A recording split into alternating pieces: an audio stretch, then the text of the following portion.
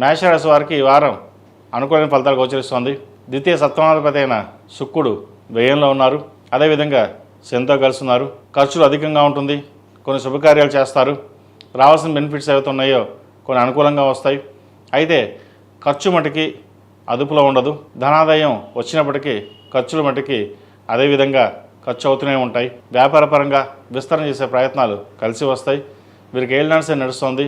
గడిచిన వారం కంటే ఈ వారం కొంతవరకు ఏలినాడ్స్ అని వీరికి అనుకూలంగా ఉంటుందని చెప్పచ్చు. తృతీయంలో గురువు ఉన్నారు. భాగ్యాధిపతి వ్యయాధిపతి అయిన గురువు తృతీయ స్థానంలో ఉన్నారు. అదేవిధంగా పంచమంలో కేతు ఉన్నారు. సంతానం సంబంధించిన విషయ వ్యవహారాలు సానుకూలపడతాయి.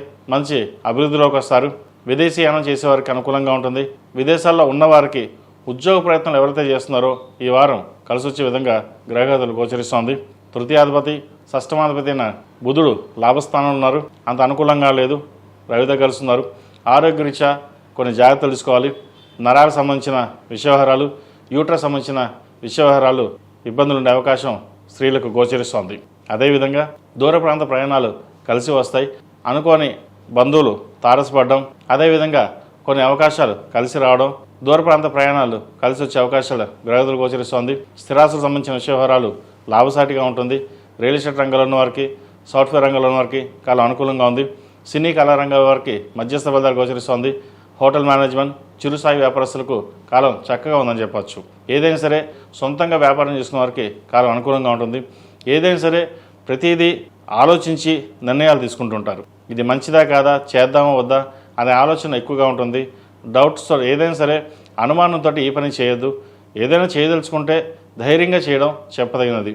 మాది బాగుంటుందా లేదా, భవిష్యత్తు బాగుంటుందా లేదా, ఇప్పుడు మనం ఇలా చేస్తే రేపొద్దున ఎలా ఉంటుంది అనే ఆలోచనలు ఎక్కువగా తోటి మనం ఏ పని చేసినా సరే నిదానంగా అనే కంటే ఏ పని చేయకుండా ఉండడం అనే ఆలోచన ఎక్కువగా ఉంటుంది. మనసు స్థిమితంగా ఉండదు. ప్రతి విషయాన్ని అనుమానాలతో ఉంటుంది. ఇవన్నీ పక్కన పెట్టి ఏదైనా సరే భగవత్ సంకల్పం, మన ప్రయత్నం మనం చేయాలి, మానవ ప్రయత్నం తప్పనిసరి అనే విషయాన్ని గ్రహించండి.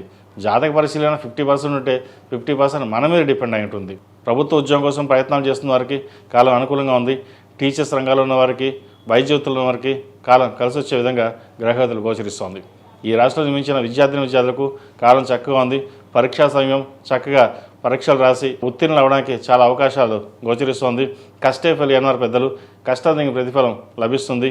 అయితే ఏలినాడ్స్ అని రిచ్ అనుకోవచ్చు, మరేదో ఇతర కారణాలు అనుకోవచ్చు. బద్ధకం అనేది పెరిగే అవకాశం గోచరిస్తుంది. వాటిని దృష్టిలో ఉంచుకోవాలి. అదేవిధంగా ఈ రాష్ట్రంలో జన్మించిన స్త్రీలకు వృత్తి ఉద్యోగాల పరంగా, వ్యాపార పరంగా ఈ వారం చాలా వరకు సానుకూలంగా ఉంటుంది. ఉద్యోగ విషయమై ట్రాన్స్ఫర్ కావచ్చు, లేదా నూతన ఉద్యోగ ప్రయత్నాలు ఏవైతే ఉన్నాయో వీరు కలిసి వస్తాయి. వివాహ సంబంధించిన విషయవారాలు సానుకూలంగా ఉంది. మంచి సంబంధం కుదురుతుంది. అదేవిధంగా సంతానం సంబంధించిన విషయవహారాలు ఏవైతే ఉన్నాయో, సంబంధం కోసం ప్రయత్నాలు చేస్తున్నారో వారికి అనుకూలంగా ఉంది ఈ వారం. ఈ రాశివారు ప్రతిరోజు ప్రతినిత్యం ఓం నమః శివాయ ఒత్తులతో దీపారాధన చేయడం, అష్టములుగా తైలంతోటి, అదేవిధంగా సుబ్రహ్మణ్య స్వామి వారికి అభిషేకం కానీ, సుబ్రహ్మణ్య స్వామి అష్టకం కానీ పండించడం చెప్పదగిన సూచన.